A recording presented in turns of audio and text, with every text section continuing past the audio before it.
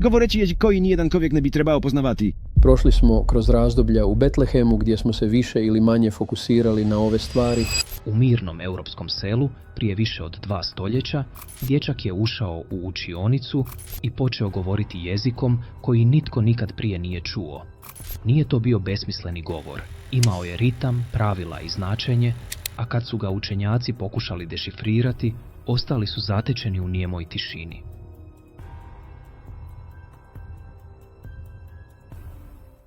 Zaboravljena legenda.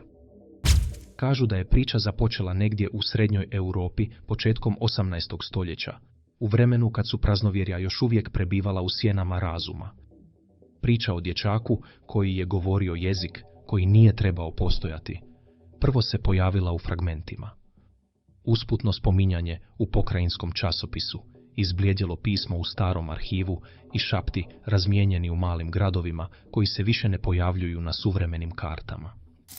Prema tim zapisima, dijete je dovedeno u seosku školu nakon smrti svojih roditelja.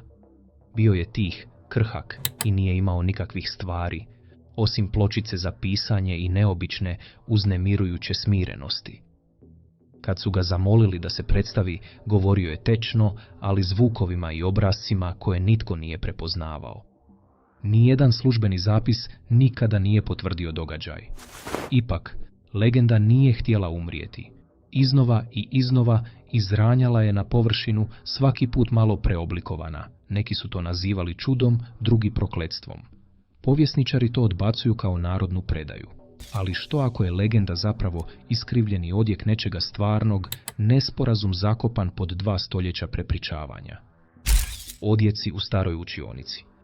Ako ćemo vjerovati legendi, događaj se zbio u malom gradiću smještenom među poljima i šumama, gdje su zime bile duge, a riječi lako putovale preko snijega. Škola je bila zgrada s jednom prostorijom, zrak zasićen dimom ugljena i prahom krede.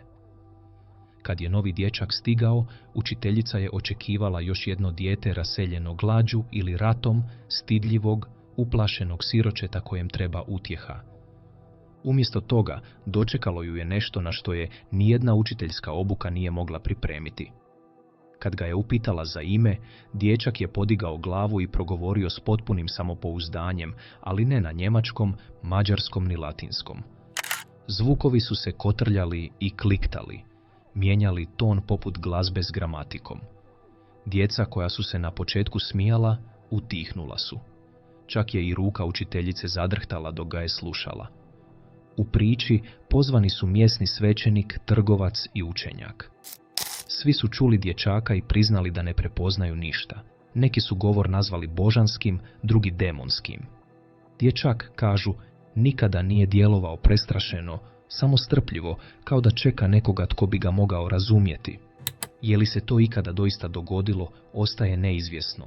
No, otkriva nešto istinitije od same činjenice. Duboku nelagodu čovječanstva pred jezikom koji se ne može imenovati.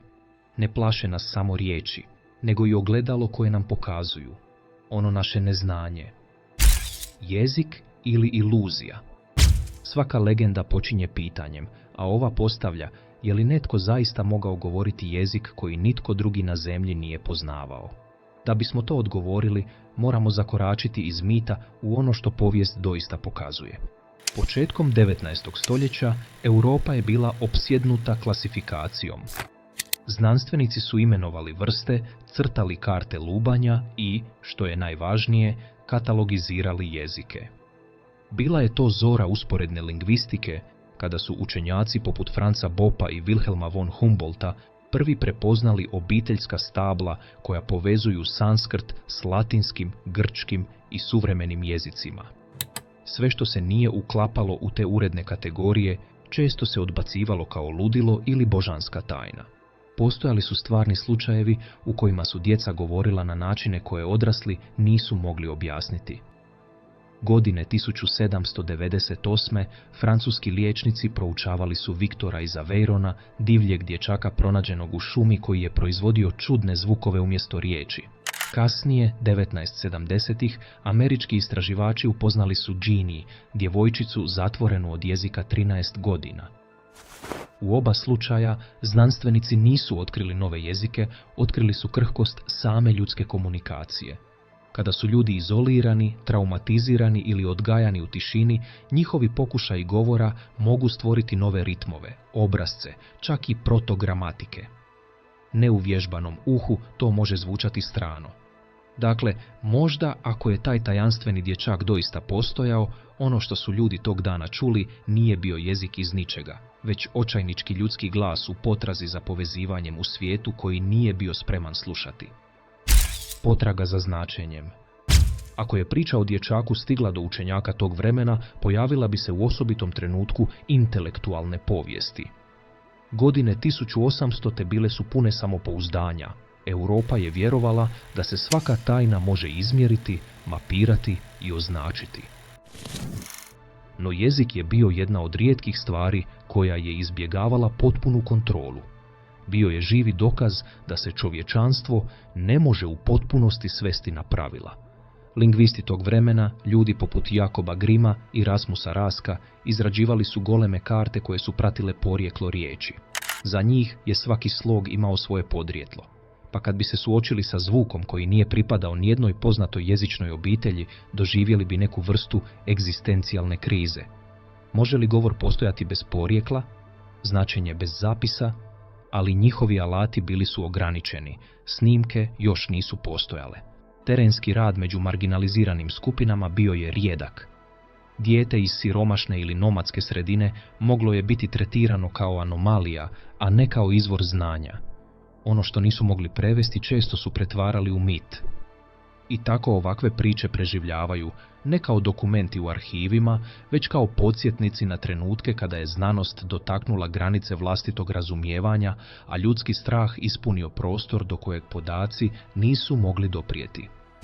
Šapat istine. Među brojnim verzijama ove legende jedno se završno poglavlje izdvaja, pojava romskog putnika koji je tvrdio da prepoznaje fragmente dječakova neobičnog govora. Prema kasnijim pričama, muškarac je tiho slušao, a zatim šapnuo: ovo nije novi jezik, ovo je naš. Bez obzira na to je li se taj razgovor doista dogodio, on odražava nešto duboko stvarno. Diljem Europe 19. stoljeća, Romi, koje su stranci često nazivali ciganima, govorili su raznolikim dijalektima romskog jezika, jezika indijskog podrijetla oblikovanog stoljećima migracija. Sela, koja nisu poznavala njegove tečne suglasnike i ritmičnu sintaksu, lako su ga mogla doživjeti kao nešto strano. A u vremenu kada su predrasude bile duboko ukorijenjene, rijetki su znanstvenici uopće odvojili vrijeme da ga ozbiljno prouče.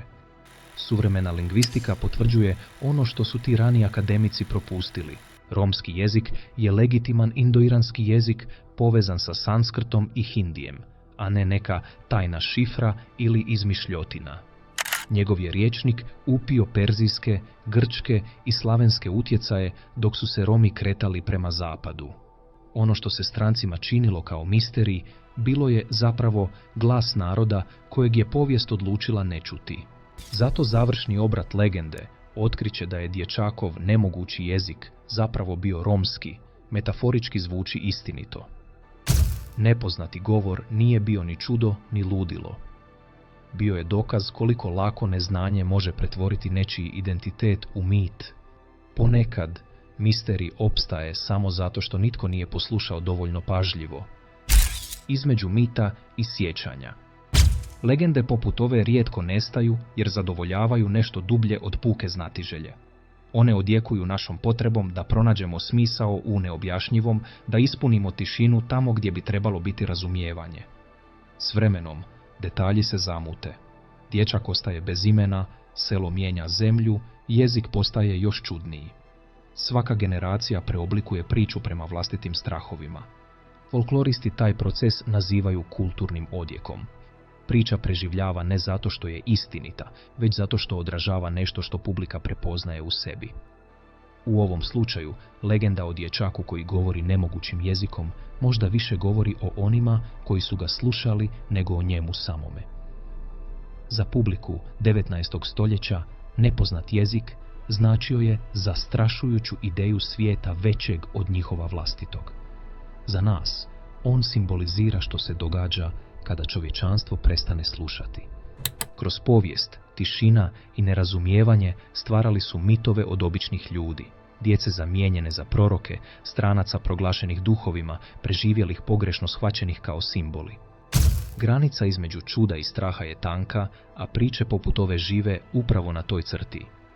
Dječakov jezik, stvaran ili izmišljen, ostaje kao podsjetnik da misterij često ne dolazi iznad naravnog, već iz ljudske udaljenosti, iz granica koje povlačimo između nas i njih i glasova koje odlučimo ne razumjeti. Na kraju, legenda o dječaku koji je govorio zaboravljenim jezikom nije priča o čudima ni misterijama, to je priča o prepoznavanju.